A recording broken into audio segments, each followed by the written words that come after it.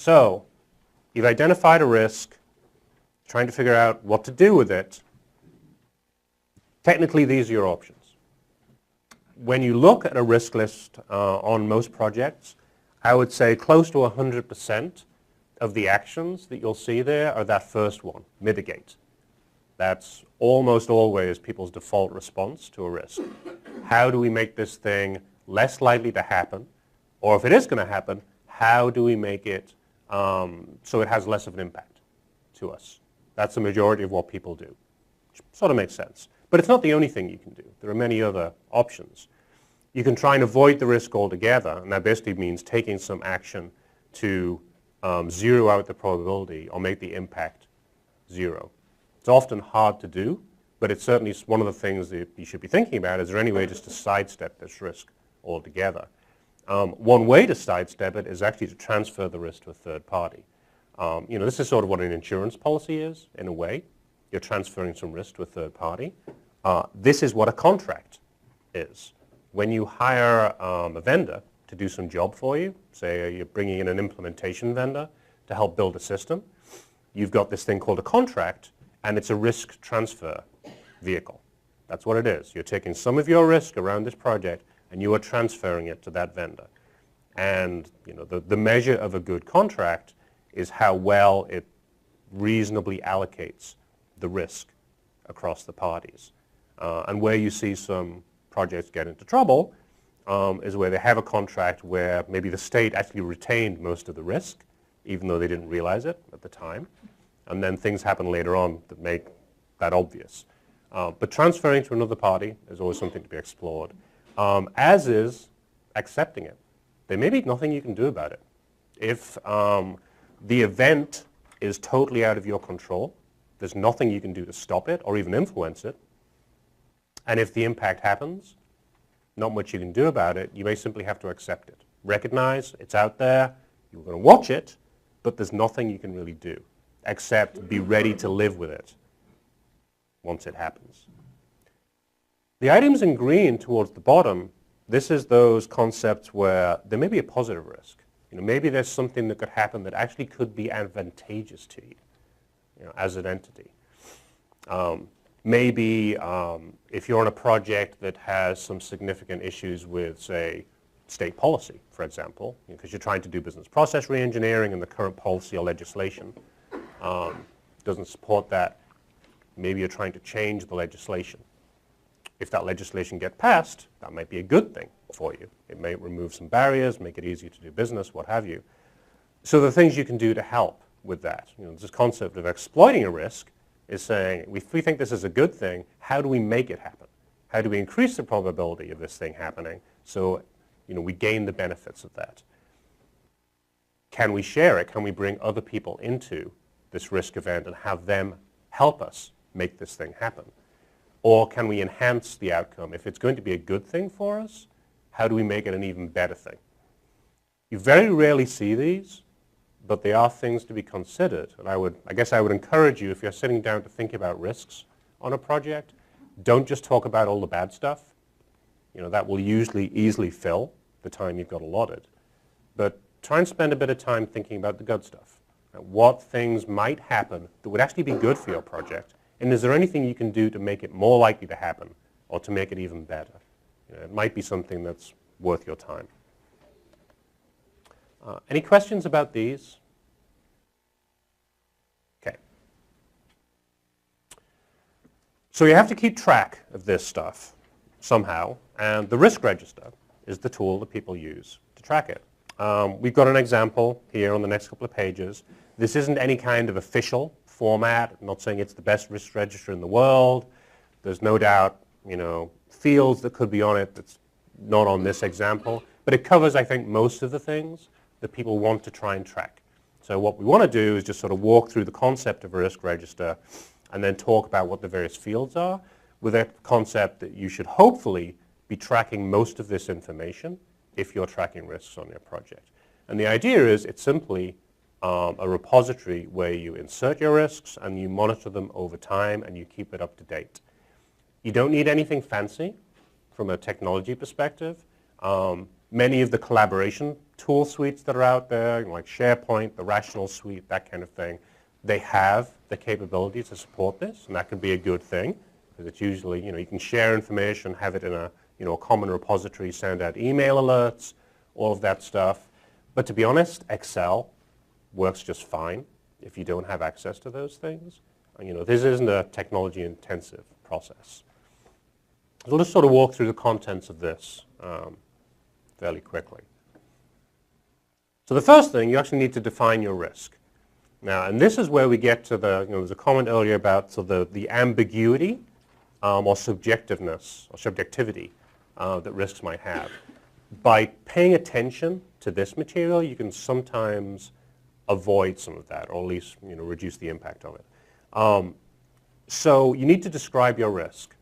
One of the things that I see sometimes when I look at project risk registers is there's a list of what is the risk, and when I read it, I actually don't know what the risk is, right? There may be some, I don't know, we don't have enough people, something like that. Well, all right, I get that, but what is the actual risk? And so what I'd suggest is you try and get people into a discipline when they're describing a risk of using a format, something like, if XXXXX, then Y may occur, right? And make people do that. There's got to be an event, the XXX, and there's got to be a consequence to it. And if you don't have both of those there, then you don't really understand what the risk is. So try and just get people into that kind of discipline. It's not hard, but it does require some prompting sometimes. At least that gives you some degree of specificity about what the risk really is. You want to try and talk about the cause of the risk. What is the root cause of this risk? What is the impact? And this is where we talked a little bit earlier about, it could be a quantitative impact. If you can quantify it and pull a dollar figure on it, please do. You may not be able to quantify it in dollar terms, but you'll provide as much tangible information as you can about what the actual impact is expected to be. This is where you want to get people's attention to say, this is important. This is something we want to care about, and so this is how it will impact us if this thing happens.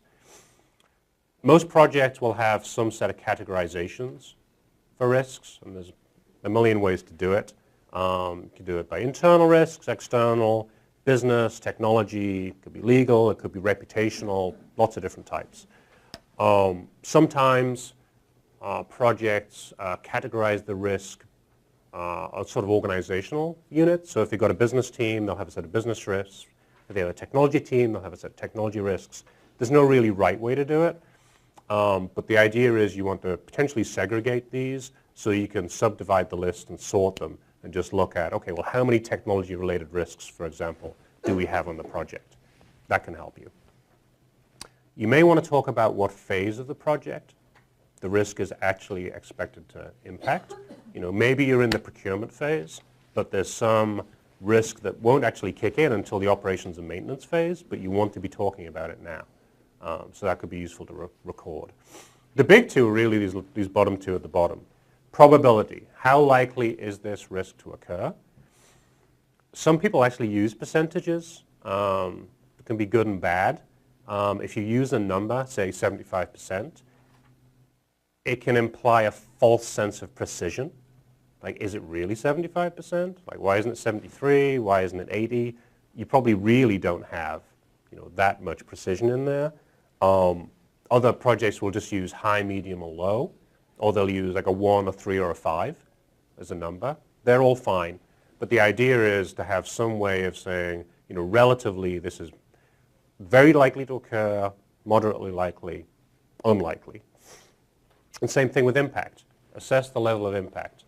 How big a deal is this if this risk occurs? And the reason to have both of those is you get to this thing it's called urgency here. Some people call it priority. But basically, it's multiplying your probability by your impact. So let's say you used 1, 3, and 5 as your ratings for both probability and impact. So if you had a very high probability risk, it would be a 5. And if you have a very high impact risk, that would be a 5 as well. multiply 5 by 5, you get 25. That's sort of your maximum urgency score. Whereas if you had a medium probability and a median impact, that would be a 3 by 3, which is a 9. So the reason you're doing that multiplication, it tends to spread out the scores, right? And if you put it on a graph, it's pretty easy, just to do it in Excel, where you look at this value and you say, okay, well, what do we have out there that's, high urgency, very high score? Those are probably the things that you want to be talking about with your steering committee, because those are the things that are either likely to be the most significant impacts to the project, as well as the ones that are most likely to occur. So it's a way of just stratifying. Generally, on any decent-sized project, there will be more risks in a risk list than you can reasonably talk about in a meeting. You have to decide where you're going to spend your time. This is one way to help you. Just do the math, and then that gives you some sense of some things you commonly want to talk about. A trigger date is often a useful thing to think about. Like, when is this risk potentially going to occur? And there's a number of ways you can interpret this. It may be, how quickly do we need to take action? Do we need to do something in the next 30 days about this? Another way to look at it would be, how quickly is the impact going to occur? Is this something that's going to impact us immediately? Or is it something we have, maybe we've got 6 months to work on this. So that sense of timing can be important. So what's your response? So this is basically that list we were talking about. We're going to try and mitigate it. We're going to accept it. We're going to transfer it to a third party. And then that's the plan. This is sort of the key point. What are we going to do to affect that response? What are the actions we're going to take? And who has accountability? Which is the individual that has the responsibility for taking those actions? And then you have date open, date close, and a status that you monitor regularly. So pretty simple. Again, this isn't complex, but just getting into the discipline of tracking this information will at least get you the basics of the information you need to have a conversation. The conversation part is the hard piece. This is the easy piece. So any questions just about the basic stuff here? Jamie, anything you want to add? No? All right.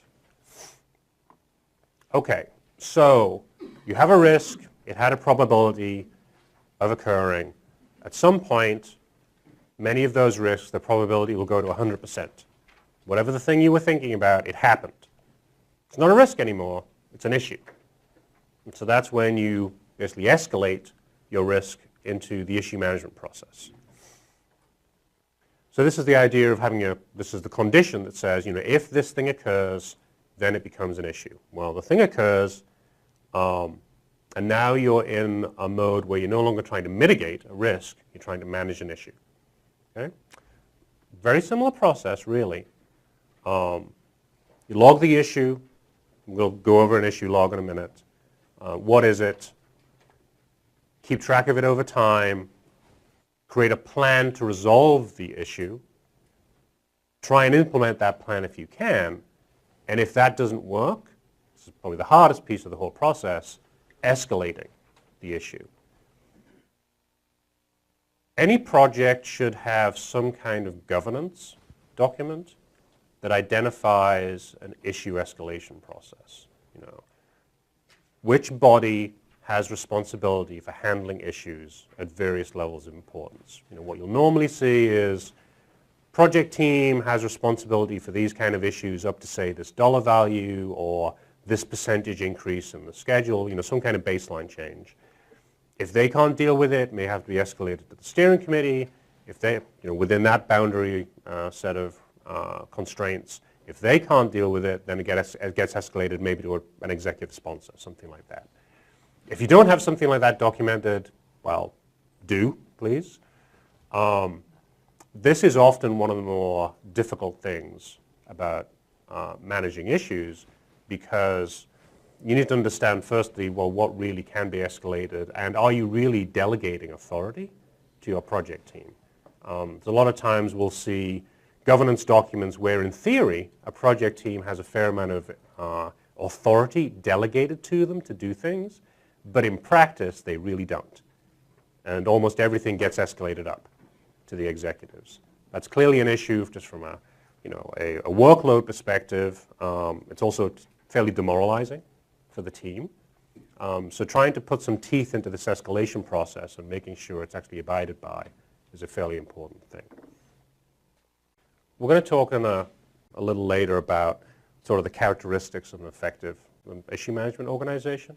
A lot of this is really toned from the top, both in terms of the willingness to engage in transparent communication, the ability to make decisions and stick to them, those kind of things. I sort of put this in this bracket that you need to have your executive leadership committed to the concept of empowerment. If they're not, then it puts the project team in a very tricky position. There are things that project teams can do to try and document the impact in terms of saying, because we've had to repeatedly go the next level above, it's costing us this amount of time or costing us this amount of money. You can show some of the tangible impacts that way. But ultimately, it's sort of a cultural conversation with the executives about, are they willing to sort of let go? And that's a much harder conversation to have. And frankly, it may be very difficult for the line staff to have much of an impact on that. That's really sort of an executive sponsor type role, to be recognizing that. There are external resources available to you, as project teams. I don't know if we've actually still got any of the Department of Technology people in the room, but there's a whole consulting division at the Department of Technology that's intended to help with stuff like this, where you're having a problem in maybe establishing an effective issue management process or a governance process. There are people there whose job it is to come in and work with the project at whatever level is appropriate to try and instill these kind of disciplines. So that's always an option. But, frankly, like going to a control agency for help, that can be, a difficult thing to do politically within an organization. So it's something you've got to think about. I don't know. I mean, it's true. If you've got executive leadership who do not want to delegate at any level below them, more than likely they're also not going to like you going outside the house to a control agency for help. It's reflective of, that happens in organizations where they really don't have mature, I would say, governance of any type for decision making. That's kind of a dangerous indicator to have for any type of a project.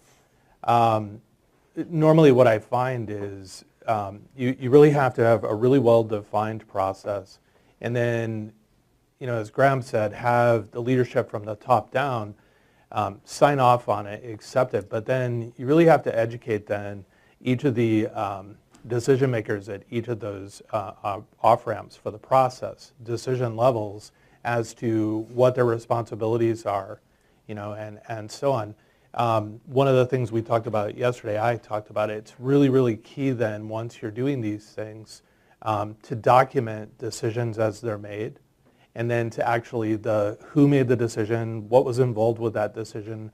Because to be honest with you, I can remember even, myself, where my staff will bring me something and they'll say, well, you agreed to this. And I'll be like, well, I never would have agreed to that. Explain to me what was going on. And then sure enough, they'll go through the process with me and I'll understand, where I was at that time with that decision.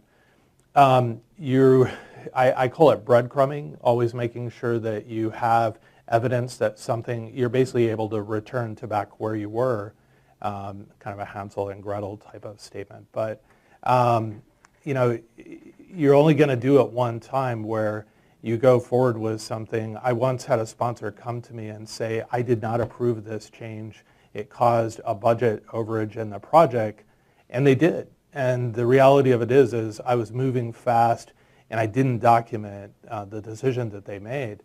I took a lot of heat for that, and it was the last time I ever did that. And so from this point forward, or that point forward, I always make sure that we document all of those changes, who made the decision, why and when, so then there's that accountability and evidence that you can go back and support. But process, and I'd say communications and education of those individuals is really important if you have a healthy organization or somewhat healthy organization.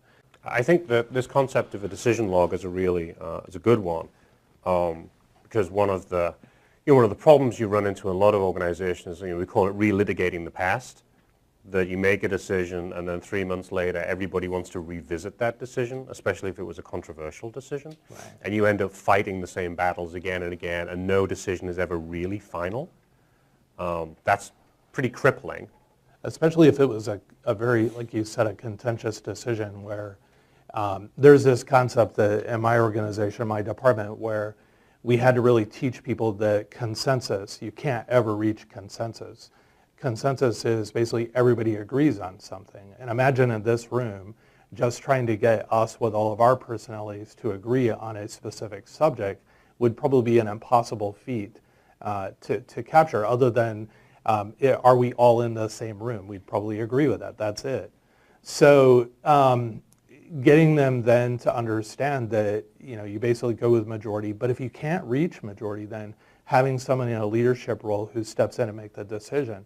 The problem is, even if that's documented, that's a very dangerous situation, because then if that leader leaves, you'll find then that the people that dissented that decision will challenge it later on. The better you're prepared to produce documentation and support it as what we would call an organizational decision, a decision that carries beyond the people that were there that made it, the better off you are. And so, yeah. And if you can, if you can get people to formally sign off on decisions, so there's actually some documentary record of that, that's the ideal. And that's very good, trust me. What signatures are good on things like this? It's often more used for things that are, pretty much every project's going to have a change process, whether changing a baseline, scope, schedule, cost, what have you. And there's usually some kind of change request form the project will fill out that will have some kind of signature on it. For that kind of stuff, often there'll be, a signature record. It's harder maybe for those things that aren't such a significant change. At least maybe they don't change a baseline, but maybe they're really important. Maybe it's a decision about how to treat a business rule that somebody really cares about, but it doesn't really change the scope. It might be harder to get people to sign off on that kind of stuff. At a minimum, what we've seen done in the past, which can help, if it's a formal meeting, say it's a steering committee meeting or some kind of body, at the very minimum, you want to be documenting it in the meeting minutes very clearly, sending the meeting minutes out to everybody who attended and say, if anybody has any concerns that this does not accurately reflect what happened in the meeting, please respond to us. And then save that email as an artifact and any of the response associated with that. I know it sounds like we're saying be really controlling on this, but documentation is key. When you're managing things like risk issues and then something that ultimately affects some sort of a change in a project, that somebody has to accept responsibility for that decision. You're most likely somewhere a lowly project manager, and I apologize for saying that, but that's the truth. And you need to be able to capture that stuff so you later on have a leg to stand on to support why things happen the way they did in the project. There's another class on vendor management that I've taught in the past that one of the adages out of that class, it's talking more about the relationship with your contractors, but whoever has the most documentation wins. That's usually the case. It's true. Right? Right. No, that's actually a very good point, that this idea of you can get people come in at a certain level that they don't feel constrained by the current rules. They have the ability to think outside of that, can be very, very helpful, especially if they're taking some accountability and they want to own the solution. That can be a useful thing. If you're trying to run a project where you're, let's say, instead of, you're basically forcing your organization to adopt off-the-shelf technology. I mean, and that sometimes, what you're describing would be a good thing. The downside of that, though, is if that individual then does, or that decision-making body does not have the established authority and influence over the bodies that you're rolling this technology out, it doesn't matter whether they made those decisions or not. At the end of the day, you're ultimately responsible then for adoption and the change management impacts then that causes. So sometimes it's very easy for people in headquarters to make in an autocratic way those types of decisions. But if they don't have then those communication pathways and leadership established in those remote places you're delivering to, then it's a flawed approach. And So you just have to basically assess every single situation that you're dealing with because no two are the same. So if it's a very mature organization where the person, let's say, came up through the ranks, well respected, and everybody follows their directive, then that's a probably good scenario, autocratic approach. So basically, just look at each project. Every one of them is different. Right. Okay, so question was, why does a risk or issue manager need to be a good communicator, and what are the types of communication they need to do? So there's a few things, I think. If you think about the whatever body is convening to discuss risks and issues, that group in the room, you want them to be able to facilitate that group. And they're going to have to be able to communicate with probably, you'd hope, a diverse set of interests. You want people from the technology side, people from the management side, people from the business side, all represented in the room. And if there are issues or risks being discussed, you may need somebody to do the translation. You've got a technology person raising an issue about scalability of a database platform. Well, how do you explain that to the business people about why that's something they should care about? So there's a little bit of that going on. A big piece of it is, okay, this is a big deal risk or it's a significant issue. We need to escalate this. So you need to go and talk to the executive sponsor, or you need to sit in front of the steering committee and explain, this is the risk or the issue, this is why it is important to you, and this is why you should, either you should take ownership of it yourselves, or you need to authorize the investment of resources for us to take ownership. That is it's a sales position. Yes. In a way. You've got to be a good salesperson and be laying out the case for spending some money. So that's why I think communication is important.